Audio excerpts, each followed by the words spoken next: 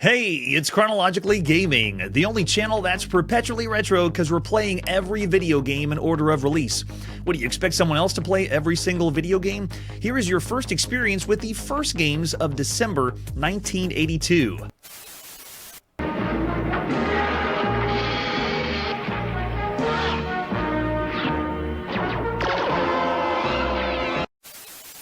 And we were last on the Atari home computer checking out an arcade game at home, but not the anteater you thought. It was arcade quality. And speaking of arcade quality at home, our very next release takes us to the United Kingdom, and we're going to play Arcade Action. Let's check it out. Here's the box for Arcade Action for the BBC Micro models A and B, and it is a compilation. We got 4 arcade games. Are they going to be arcade quality? Well, we'll see. So here's the box for Arcade Action. This is by Acorn Soft. We've seen Acorn Soft. This is the 13th video game we've seen by this company, and they like to do this. They like to show the screenshot of the game, and I like that too. Way to go, Acorn Soft. What other artwork do we have for Arcade Action? This one is only on the Acorn BBC Micro, the 47th game we've seen on the Beeb so far. Besides the box, we have an example of one of the game's screenshots, and that's about it. All right, let's go to the United Kingdom to play the latest Arcade Action. Acorn Soft in the beginning of December 1982. Take us there. Acorn Soft, Acorn Soft, Acorn Soft. All right, we're going to just check out every single game up to this point. So this is the compilation. This is the 60th video game compilation we've seen so far on Chronologically Gaming, and the 28th compilation we've seen on home computers. So the first one is Invaders. I bet everyone knows what that one's going to be. Let's play Invaders.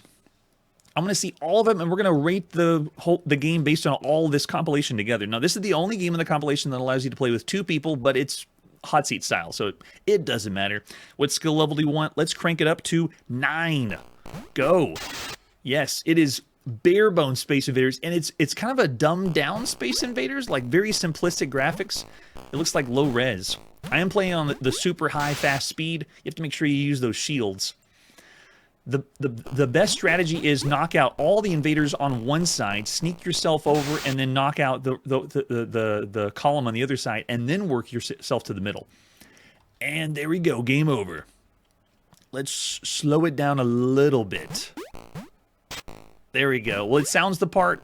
It plays the part. It's simple. It is an arcade game from 1978, and now you're playing it in 1982. So, hey, it works, and Space Invaders is still fun after all this time. All right, so there's Space Invaders. Let's check out the other games. There's not a way to go back to the screen before, like the main screen. Once you get in the game, you have to totally turn the system off and then go back. At least I couldn't find the way to go to each one. So here we go. Let's check out Breakout, an unofficial port.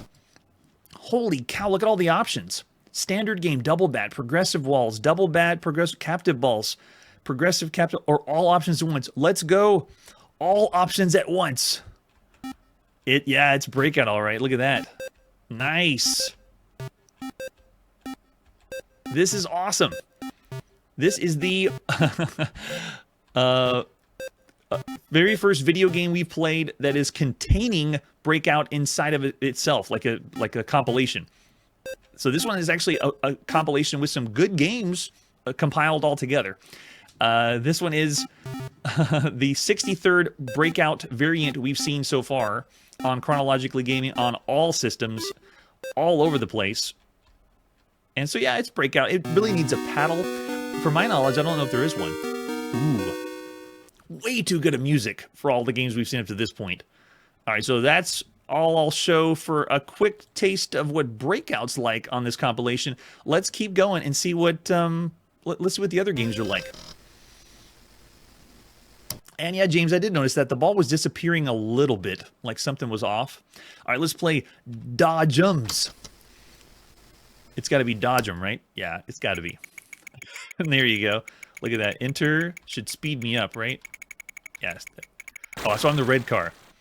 It is another head-on variant. This is the 25th variant of head-on we've seen so far on all systems. And it looks exactly like I'd expect. Actually, even a little, maybe even more simple than that. Let's speed this up. Yeah. The original, let's collect all the dots, Pac-Man style game, but don't get smashed by the other cars. And the other game we originally played, Space Invaders, that was the 105th Space Invaders variant we'd seen so far. So this is doing some very good arcade games. To have all in the same compilation is pretty cool. All right, there's a quick taste of Dodgems, which Dodgem was what they called it on the Atari 2600. It's close to an official port, but they actually called the other one Breakout, and it was not associated with Breakout whatsoever. All right, our last game is Snake. We all know what Snake's going to look like. All right, so this one is interesting. Guide the Snake. Weird. The controls are 4 directions. Okay. You want a fast or slow game? I definitely want a slow game. We got Z, X, down, and up. Okay, got it. Z. Well, I went up. What in the world? Yeah, it's not doing relative controls. I actually have to touch the direction I need to go. So if I want to go down, I have to make sure I hit the button to go down, and there's a button to go left or right. So usually when we play a Snake game, we push the button to turn our Snake, you know, right or left. Oh, go up. Oh, no.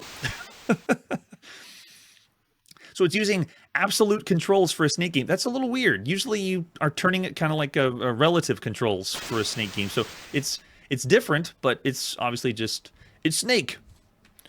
So there you go. That's arcade action. All the games in the compilation. A very quick showcase of arcade action. You would have some fun with this. This is an all-right game for all the games you could play on home computers. A compilation of these 4 games would have been, you know, top tier. And we've seen games like this, you know, 1980, 1981 on the Apple II. But here in the United Kingdom, this would be awesome. For us, we've seen everything up to this point. And it's big, but it's not that big. These are games that would have been found only in this compilation. To my knowledge, I don't know if these were released separately and then this compilation came out later. I can't find proof that they had a standalone release. You could only find them in this compilation, and it's the 79th video game where we've seen that, games that are only here in this compilation. So I'll look over in the chat. I have mostly averages, like a 2.5, 3, 2.5, 3. And a 3-star, yeah, mid 3. But I mean, you got to admit, it's working games. They're arcade games. Yeah, since it's all together as a compilation, I would say average as well. Maybe even if you twist my arm, 3.5 stars for all the games up to this point. But I'll say 3 stars. It is fun, average arcade action. If it's only on the Beeb though, this would be 3.5 or 4 easily. All right, after that video game, let's see what our next release is. We're going to be in the United Kingdom even longer on the BBC Micro. This is Asteroid Storm, only on the BBC Micro. This is the 48th video game we've seen so far on this home computer. Let's take a look at the box. Very nice, sci-fi all the way. We're blowing up things in space. It even gives me maybe some Space Invaders vibes here. So this is by Program Power. This is the 30th video game we've seen by this company. They've done 5 games we've seen on the NASCOM so far, Lumberjack, Moon Raider, and games like that. They've done 9 games on the Acorn Atom, like Demon Dungeon, Hyperfire, Warlords, and this one's their 15th video game they've done for the BBC Micro with games like Barrage, Laser Command, and Galactic Commander. And I think we have it back. Yes, we do. It's cassette tape. All these games, or most of these games, were on cassette on home computers. It's cheap, it's easy, and there it is. There's our cassette tape, and most of them explain how to run the game, like it has right here. Thanks, Program Power. They're going to change their name to Micro Power a little bit later. We're really close to when they are officially Micro Power instead of Program Power, or maybe that's their publishing label. All right, so this one is, yeah, just different versions. Let's pop in the cassette and play Asteroid Storm by David Elliott and Elliott Software, released at the beginning of December 1982. Way to go, David. This is the 5th time we've seen David Elliott on the show. He did games like Time Trek and El Dorado Gold.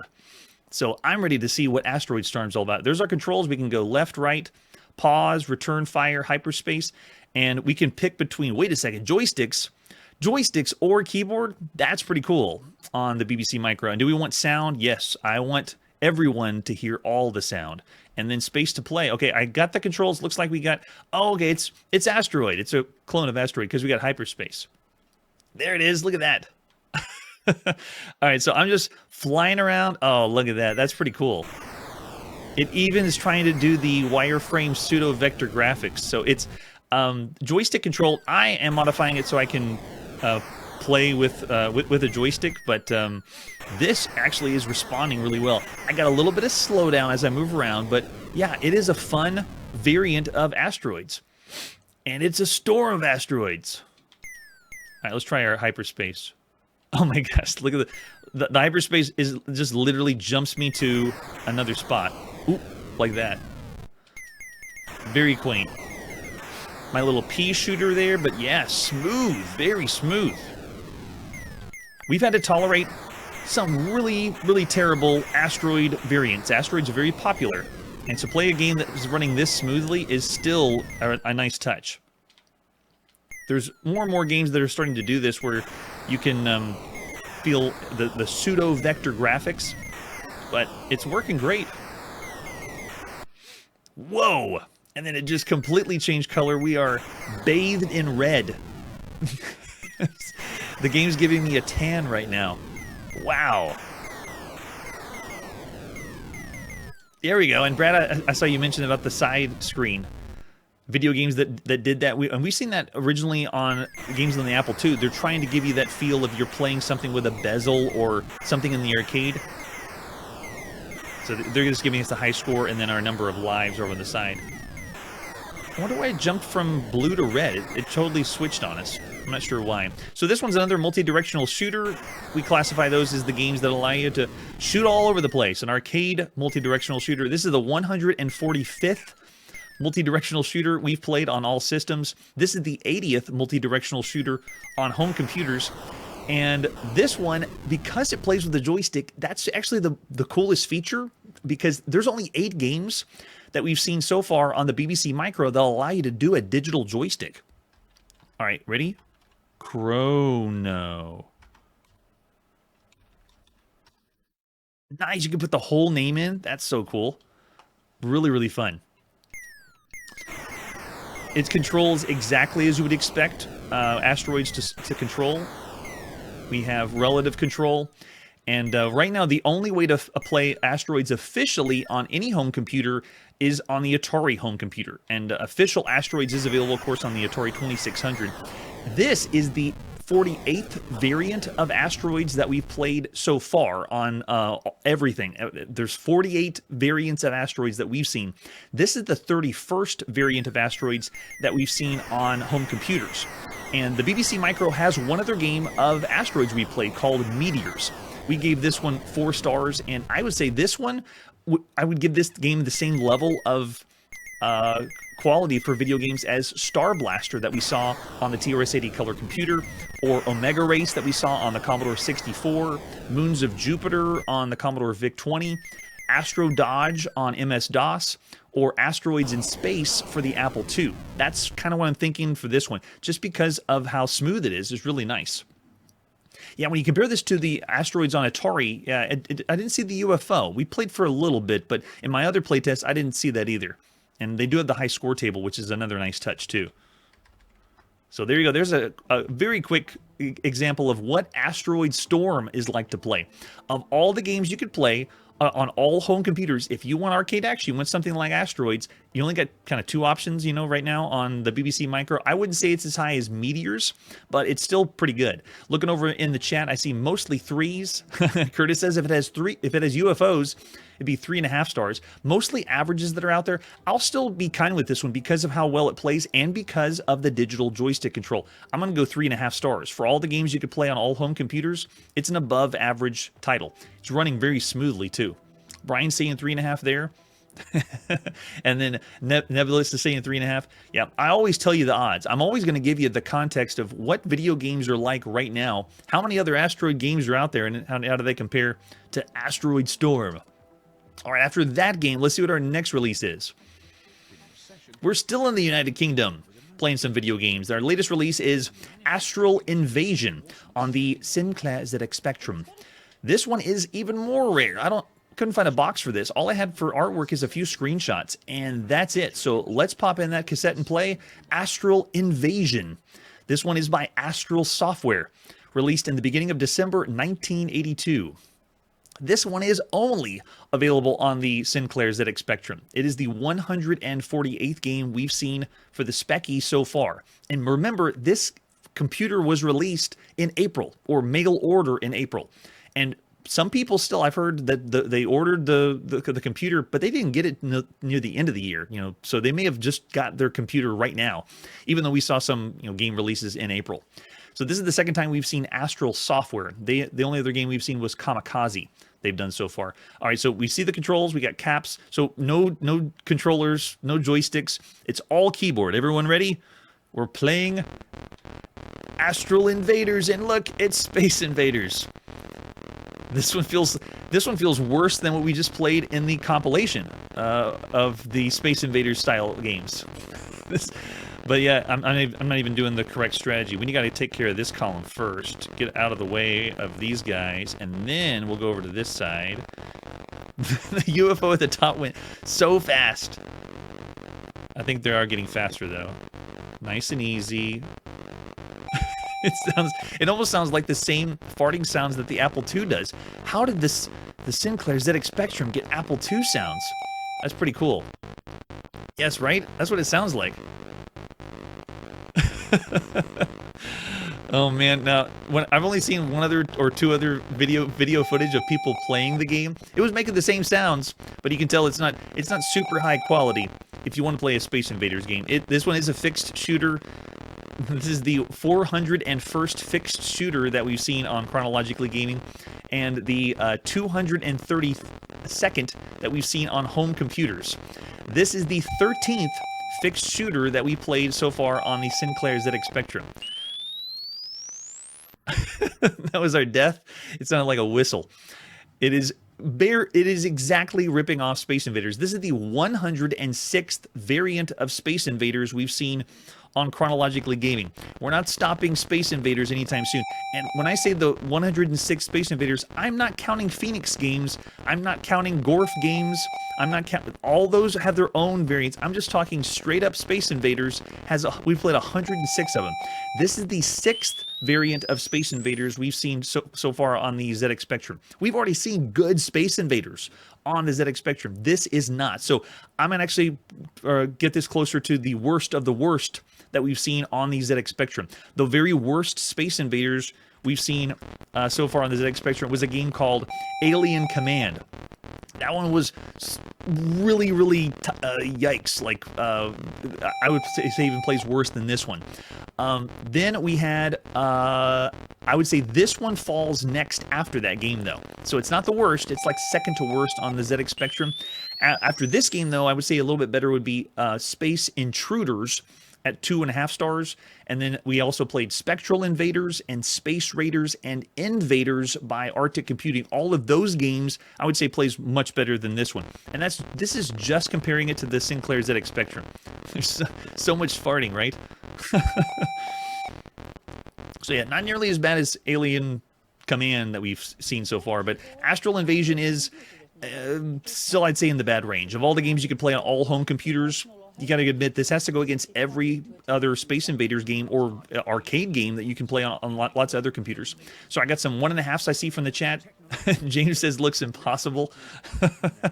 Manly's throwing out 2 and sends some 2 into stars. So everyone's pretty much in the bad range I see from the live show for all the games you could play. I don't know if I want to go as low as 1.5 because it's playable, but it's difficult, yeah.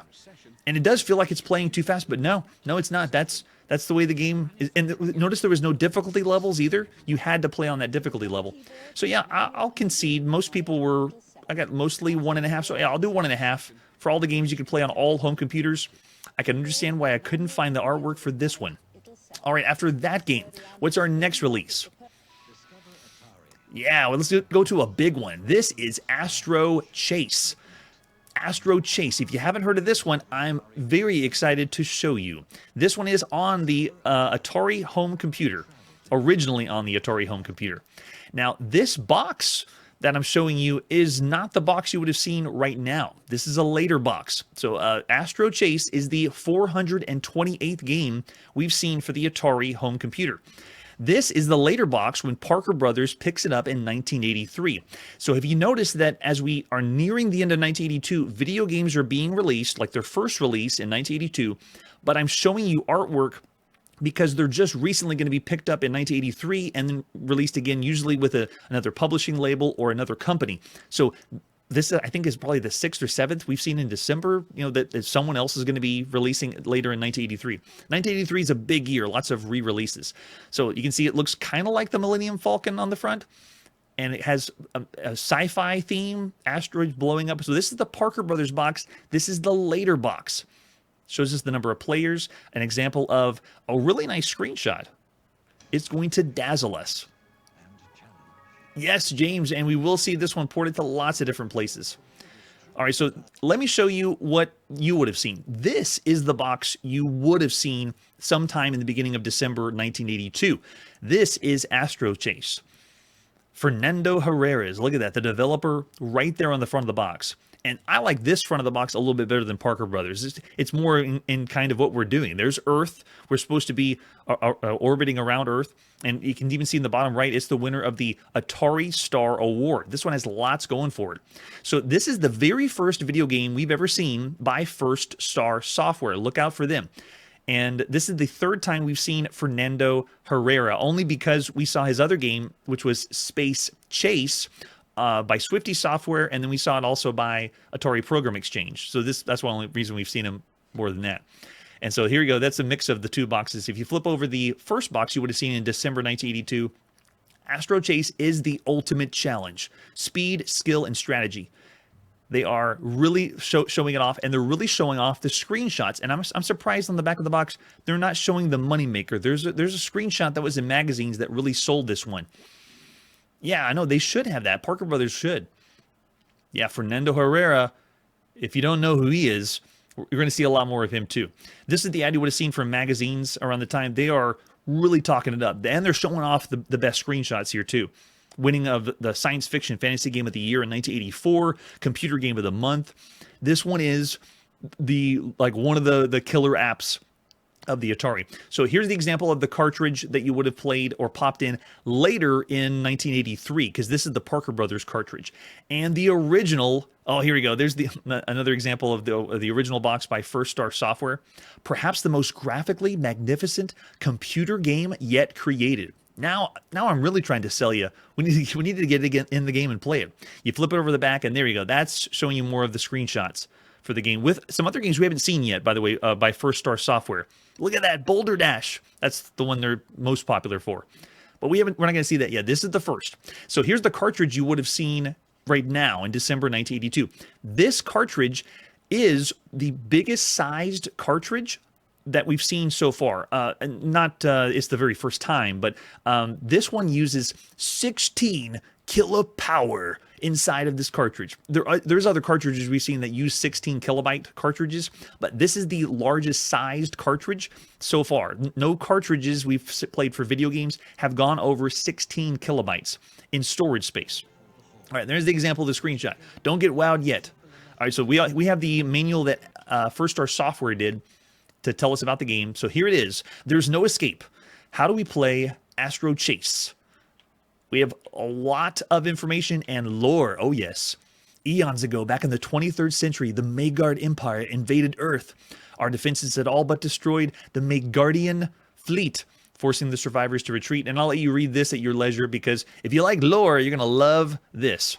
With the force field in place, Megamind slowly closing on us, the enemy has launched awesome attack, squadrons advance wave after wave, and we have to save it. Save the Earth from total destruction by eliminating the Megaminds. That's what our job is. There's 16 ones, and at a different number and type of enemy attack on each of the 34 levels. So this has 34 levels, not too shabby. Your primary objective is destroy all Megaminds, and it requires intense concentration. Of course it does. There's the minimum requirements. You need 32K. And all the accessories. Make sure you have that joystick, Atari VCS joystick plugged in. That's how you load the disc and cassette. We don't need to know how to load those. You would in December 1982. So it explains how to start the game and what options, and we'll see that when we boot the game up. When you play the game, you can use the Start Select an Option button that's on your Atari home computer, and use the joystick to fly the saucer in the direction and fire your lasers. Here's the bonus points and the different attackers that'll come after us. We're going to be destroying them, as well as getting those mines to make sure Earth isn't blown up. We want to save Earth. This is awesome. So the manual already has a great presentation, a little bit of artwork. I love it whenever the manuals at the time show pictures of the characters and even explain, you know, what they are besides just the points. And then they have the enemy offense, the Mega Mines. That's way zoomed in Mega Mines. And then there's all our attack fighters. We got Ramatrons, Ramalons, Firetrons, Firelons, Ramatron Jets, Ramalon Jets. This is so sci-fi, and I love it. We also have a force field, galaxy surrounded by an invisible force field. And then there's our defenses. We have our saucer, which we'll be controlling, and we have multiple because that's our lives. Single thrust propulsion. We shoot our lasers using the joystick, and we can activate shields, which I think is simply flying over one of the 8 shield depots. So those are what the shields look like. They last for 10 seconds, kind of like a temporary invulnerability kind of thing. And there's our energy. We have 1,000 supplies of energy. We have blocking, dodging, and ramming. If we have shields on, just ram into those. Oh, we can't eliminate Mega Mines, though. We can only eliminate all the other enemies. So here's the summary, kind of a reference card for you of everything that you have in the game or everything that's going for you. And as usual, they give us some gaming hints. I miss this. I remember the gaming hints, and when we play games much later, they're going to stop giving hints. So it's really nice that we're still seeing hints on how to play the game. Thanks, Fernando Herrera. And there it is. We have a little map, too. That's really nice. I wonder if that was included as something else, or was it only in the manual? I like that. And then here we go. We got the different modes to play on, and the 34 levels, or 34 difficulty levels. That's pretty nice. Great manual. That wasn't the only one, though. And just in case we don't see this one when it was picked up by Parker Brothers, here is the Parker Brothers manual, and it has almost the same instructions, but you can see they have the Parker Brothers branding and feel to it. They break down everything that you see on the screen. Do they show... I don't think they're showing any... Yeah, they're not showing a lot of artwork. There we go. They show some of the enemies. That's nice. And then there's the Mega Mines. Special consideration. Do we have help? Strategy? Oh, no. If you want strategies and tips, you need to call into the Parker Brothers helpline. You're out of luck on that one. All right, so we're going to play the first version from 1982. This is Astro Chase. Fernando Herrera, the very first Star Software game at the beginning of December 1982. I am so excited to see this one. Show us the amazing graphics. Yeah, and Nebulous even says it. They're going to make you pay for hints, and yes, they will. Definitely. Ooh, fancy. Shows the award one. Ooh. 1812 Overture. We're walking into it. Let's make it a little bit louder. Hopefully it won't get too loud later. Wow. This, already showing the beginning of the game, you going up, is really nice. You begin the game with this cutscene. Wow, it looks so good.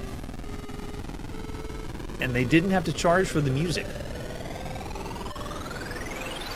Yeah, everyone that's keeping track, it's yet another game that's using public domain music, and I think it plays the whole time in the background. It's a little bit lower back there. So I'm going to go in with changing the option. You can see in the bottom left, I can have how many enemies are chasing us. It starts off on 8, and we don't want 8 to chase. We actually want... It's recommended to start with 1, and then the number of mines, you can see on the left side. No, I want... Yeah, we'll switch that. You can't switch out the number of mines, and then you start with 3 lives as your saucer. All right, ready? And go. So I'm in and able to move my ship all the way around. There is Earth.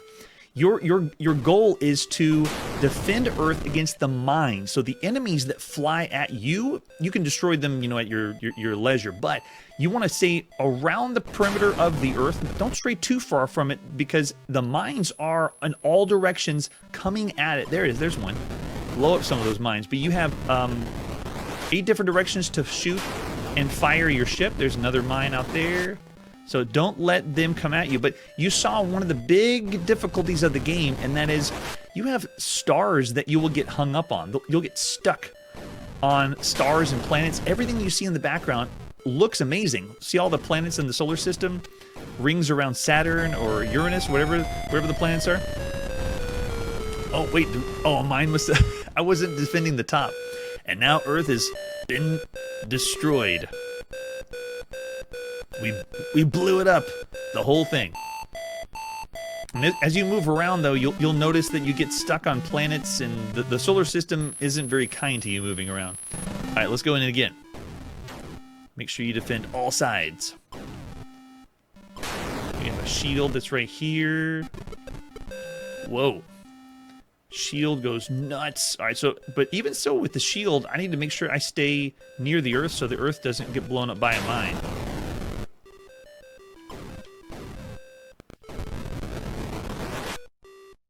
So my first impression of playing the game is, wow, this does look really good. And I think of all the games in magazines that they put screenshots up, and the screenshots will sell the game. This game, I'm sure, sold lots because of how impressive the game looks, of how much we have going on screen at one time. Let's get these mines. Uh-oh, gotta go south. There's no warning to tell me, oh, they're coming south. Or hurry up, blow those up.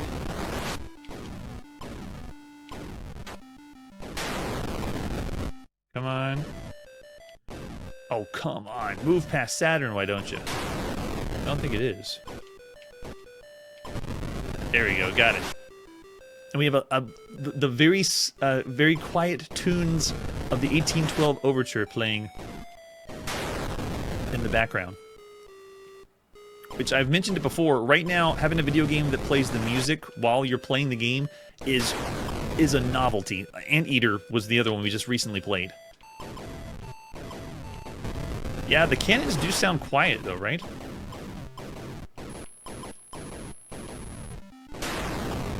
Because they're making the explosions really loud.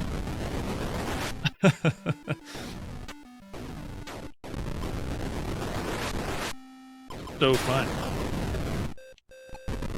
So we have this side and that side. All right, we're looking pretty good. One mine left.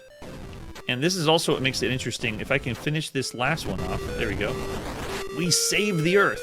And then you can move on pressing your red button to go to the next level. And then it progressively gets more and more difficult. So you can see we're now on Chase 2 and defending the Earth. The other thing, too, is it has cutscenes. If you play long enough, after every, I think it's every 4 levels, it has a brief cutscene. Not just lore in the manual. You got a little bit while you're playing the game, too, which is cool. All right, I need to get closer to Earth. What do we got? Another one right there.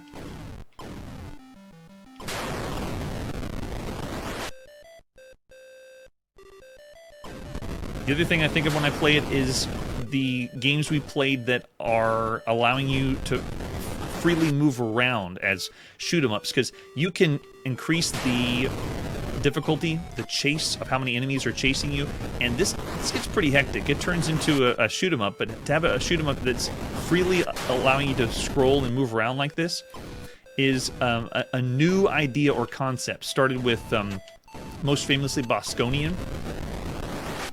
Where did he go? He went behind that. I can't even go behind Earth. Look at that. If I if I try to go in, my energy falls down. And then another there. Take out that guy. Yeah, so it's another video game that is doing something not completely new, but it's new enough.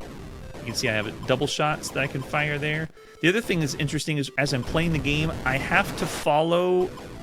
The craft continues to move after I've moved my joystick, so it's not very intuitive.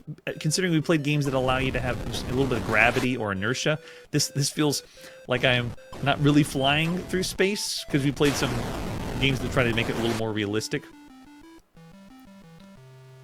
All right, so this is the 146th multi-directional shooter that we played on Chronologically Gaming, and the 81st that we played on home computers up to this point. Die! This is the 17th that we played on the Atari home computer. And this one does offer the difficulty levels options, which is a nice touch.